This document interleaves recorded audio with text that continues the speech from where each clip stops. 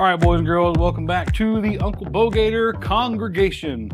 Today is the beginning of the end, I hope, fingers crossed, of the wheel sprocket saga that began 10 weeks ago today or tomorrow, one of the two, I don't remember.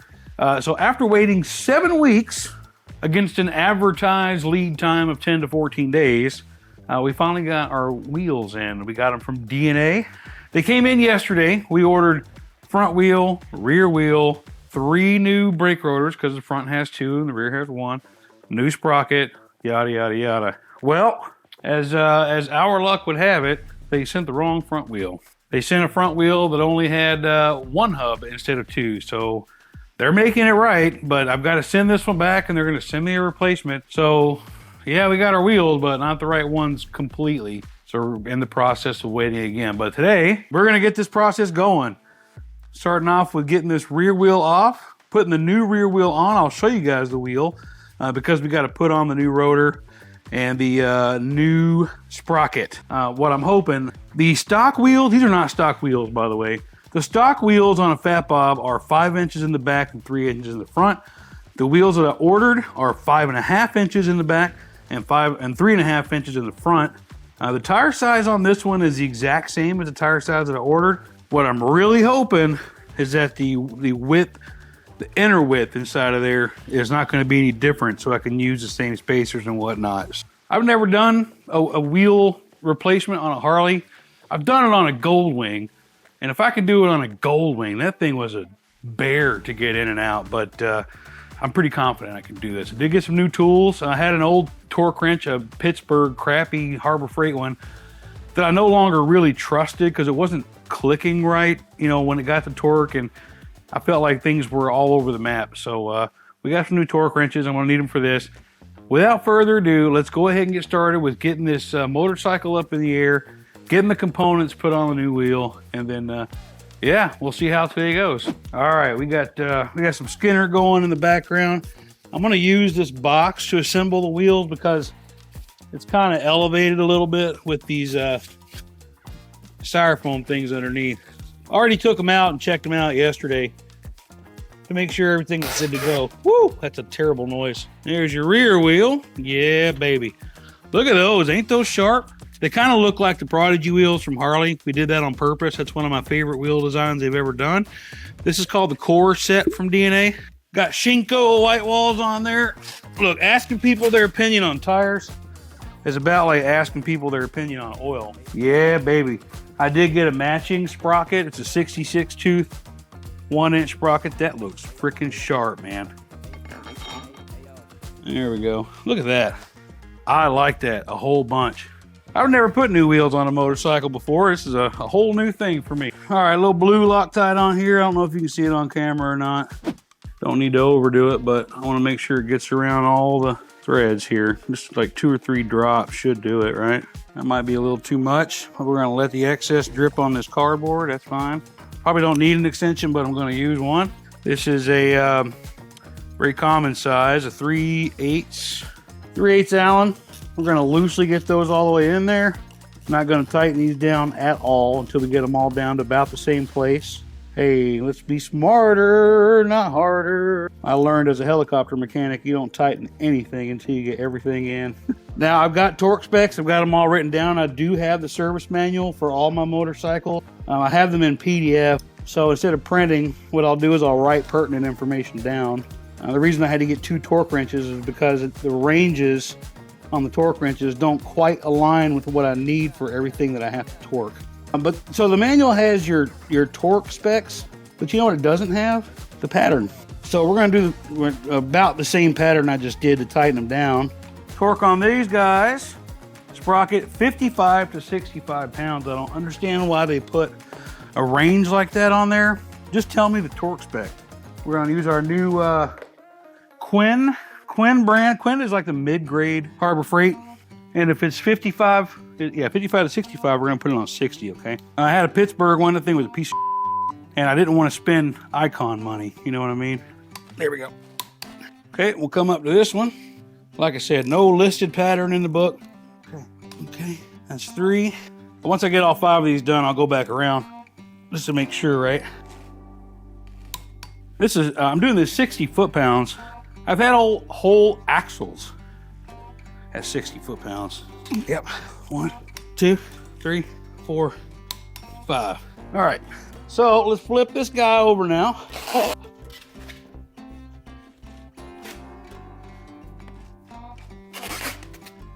Lord have mercy, that sound. Okay, this is why I'm using this box right here, because I've already got it elevated off the ground a little bit. Brand new rotor, boys. Oh, what happened there? Huh, I don't know what that's supposed to do. All right, we're gonna have to go inside and look to see what this does. It might go back here. Oh, actually it does go back there. That's the only place it can go. All right, we're gonna stick one of these little guys in here just to make sure I'm not wrong. Yeah, that's the ones. All right, let's get all 5 of these bad boys out. Now these might not make your old uncle sweat so hard. What are these? Rotor, 30 to 45 pounds. That's a big gap. Like I said, I'm not a big fan of those giant torque gaps like that. Just tell me the torque, man. You know what I mean? All right, let's stick this in. Just like anything else, loosely. 30 to 45, we got a 15 foot-pound difference. That's wild to me, man. We're gonna put it on 40. I mean, I'll be in spec, right? I've got no, and this should be 40, right? Cheer. Yeah, so there's 40 foot-pounds. Oh, that's a terrible sound. Huh, we might be in trouble, boys. I need to get 40 foot-pounds on this thing. It's gonna spin. Son of a gun. Well, let's stand it up. God, this sound is terrible. I don't remember which one I started on. I'm pretty sure it was this one. If not, we're starting on it now. Oh no, I'm stripping it. Oh no, I just stripped it. You son of a. That's why I was doing it flat, man. Well, we got problems, don't we? Like, I don't even know how I'm gonna get that out of there now without scratching up the freaking rotor. See, if I had it flat and it wasn't turning on this thing, I could, yeah, it's at an angle.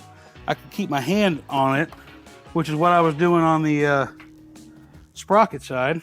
All right, so unfortunately I'm at a stuck point, right? I mean, I could start disassembling the other one, but now I'm really irritated. If you have watched my videos since I've been making them the last few years, you know that I'll always run into some kind of issue. So here we are already. Yeah, I'm pretty pissed, man, because I wanted to have this knocked out in a couple hours and be done with it. Now I got to drive all over the state. I'm mad. You guys get to see me mad. You've seen it before. Now you get to see it again. Son of a dude. I'm gonna have to go look up on the internet how to get that off, or I don't know, call Pedro or Shelby, or check my local motorcycle shop. It's not gonna be open today. See if they can help me get that out or whatever. But either way, I'm stuck, and you guys were here to witness my failure, as it were. I'll catch back up with you soon. All right, I caught them just in time. But we're heading on our way up to a little local shop called Heavy Metal Motorsports. I've been to these guys a couple times. They helped when my yellow Dyna tire wasn't seating correctly. They cleaned out the inside of the rim and it fixed that. They've also helped me out with, you know, little parts like oil filters and whatnot. He's about to close here in about 15 minutes, so I called him up, told him the problem. He said bring it up. So I don't know if he's going to let me film in the shop or not, but we're heading on the way up there. I'm glad this didn't happen an hour later, because then I'd be stuck at least till Monday. So we'll see you up here at Heavy Metal Motorsport. All right, here we are. It took me a grand total of 3 minutes to get here. I want to take this wheel into him. I'm not even going to try to record. He's about to get off for the day. I think he's doing me a favor. So yeah, if you're in the area, Heavy Metal Motorsports, baby. All right, boys, we're at a stopping point for the day for several reasons, and I'll show you. Thankfully, the guy, God, I keep forgetting his name, but the guy over at Heavy Metal was able to get those bolts out real quick. It took like, I don't know, 10 minutes. He charged me like $10 to do it. Great dude to work with. This is where people in the video that watch me for the first time will always say things like, you need to take this to a mechanic before you end up killing yourself, or whatever they say. And if you watch my videos for a while, you know that I learn things, both, you know, I call Shelby or text Pedro or whatever, and through the process of discovery. So I won't put this bike on the road until I feel like it's safe anyway. So let me show you a couple things that I need to do here. So for one, I need new bolts. I'm either going to order those online or run up to Harley tomorrow or something. I'm not really sure yet. But also that collar that we were messing with, I noticed that there's a gap between the rotor and the hub. And I don't think that gap is supposed to be there. That's concerning because if I look at, well, you can't really tell, but if I look at the old rotor, there's no gap between the hub and the rotor. Also, I got to figure out how to get this jack stand underneath this bike because the frame is not even. The right side is down lower than the left side. I might have to take that kickstand off and get a 2x4 or something to get it under there. So I can't lift this up until I figure that out, right? I don't have another adult in the house right now here with me. They're all gone. I don't want to loosen either one of those cargo straps to mess with that kickstand until I got somebody here that can hold the bike up just in case I need it. You know what I'm saying? Also, while I was at Heavy Metal Motorsports, the guy told me he highly recommends red Loctite on these bolts. Here's a funny thing, man. The service manual, I have the official Harley service manual. It'll tell you places to put thread sealant on. Doesn't say to put them on there at all. It's got to be wrong, but it doesn't say to put anything there at all. I went with blue, and I kind of wondered if I should use red, and that guy's like, I would put red on those. He's probably right, so I'm probably going to back out those pulley screws, bolts, whatever, and put red in there. So for now, we're going to call it a day today on this project, but I'll see you back when we figure some things out. All right, y'all, welcome back. So we are, gosh, about a week and a half removed from working on this wheel. We're kind of at a standstill, not only because we're waiting for the new front wheel, since they sent the wrong one, but I got to make sure that I get the right bolts. Because even though this is a 2010 Dyna, that doesn't mean that, you know, the wheel manufacturer, DNA, sent bolts that are like necessarily compatible. What if those bolts are their own thread type or whatever? So I need to figure out which bolts to get, and I'm going to order some that Shelby recommended that I get. So we haven't made any progress on the wheel. There it sits, still exactly where I left it, you know, 8-9 days ago, something like that. What we're going to do today, we're gonna set up Bo Mama's phone mount, charger, whatever thingy. We did switch to a brand called SP Connect. It is the brand that Harley Davidson uses for their branded stuff. And first time I heard of them was when I worked at Seminole Harley Davidson in the parts department. And it made me kind of wonder about them. And we put one on Bo Mama's Dyna back, I don't know, 8-9 months ago. And we love it. It's a little bit smaller than the other one that we're using. The other one that we've been using is fantastic. There's nothing wrong with them. I don't believe in disparaging any products. We just wanted to try something new, and so we went with SP Connect. I'll put a link down below if you want to check those guys out. They're fantastic, and they're not everywhere, and that's one thing I like about them is you don't see them on everybody's bikes. Yeah, this is the one on Bo Mama's Dyna.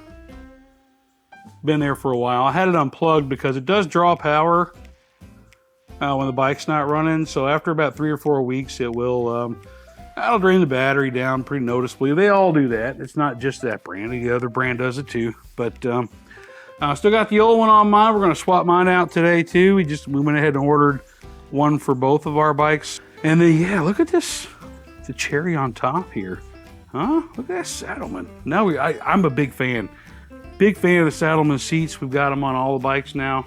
Yep, let's tear into it. Okay, first things first. We're going to take off the seat, which you don't need the screw for that, I guess. The seat is the seat, right? Saddle will make some security Torx screws for these things. I need to order one. I've got one on the Swamp King, and I've got one on the Dyna. This should just be a screw and just be that, and I don't need to pull this thing all the way off.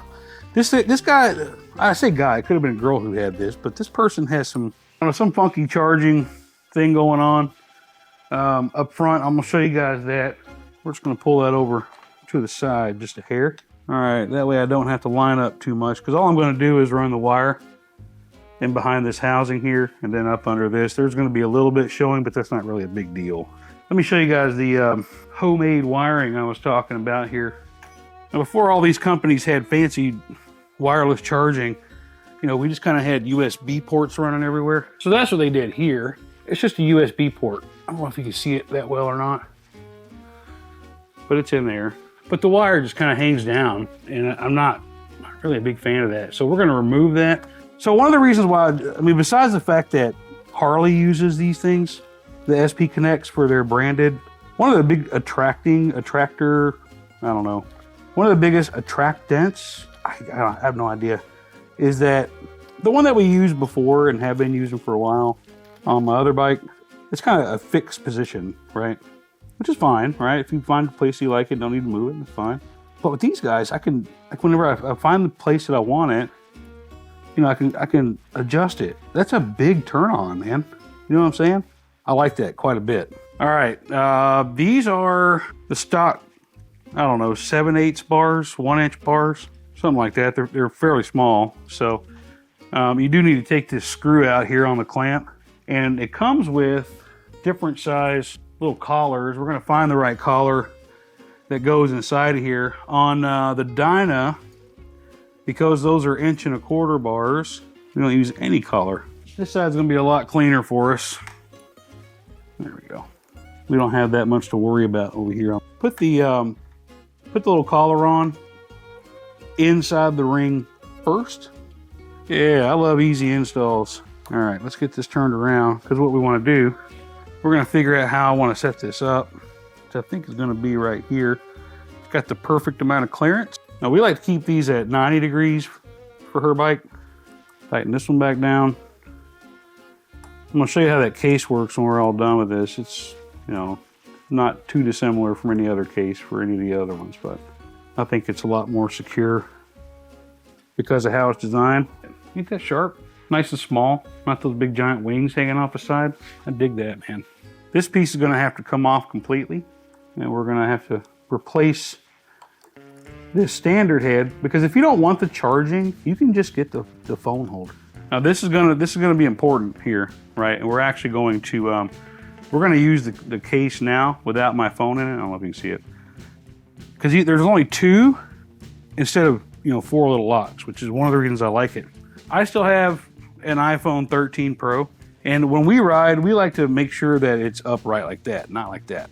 So we're gonna put this on, okay? It goes on like that, twist, not hard at all. So if I want this thing straight up and down, this little SP needs to be up top when I mount it. Okay, that's easy. So in this particular case, these lines are gonna be up. And there's little, it's a knurled mount. Look at that, that's perfect, dude. So, you know, if you want it slightly off center, if you want it 90 degrees the other way, I mean, you do whatever you want. All right, now you got a couple screws this thing comes with. All right, we're getting that on. There we go. Whoop. All right, now we're gonna put the phone on. We're gonna put the phone in the case. I think it's a sharp case. It's, I mean, it still supports Mag Pro, so it's still magnetic like the other one I was using. All right, so 90 degrees. All it's got to do is fit into 2 of them. Perfect, and you're in there. It's nice and secure. Yeah, and that's not going to interfere. What I was worried about was it might interfere here, but it's not. If the back of the phone doesn't even protrude past the keyhole. So now we can just keep going with the rest of it.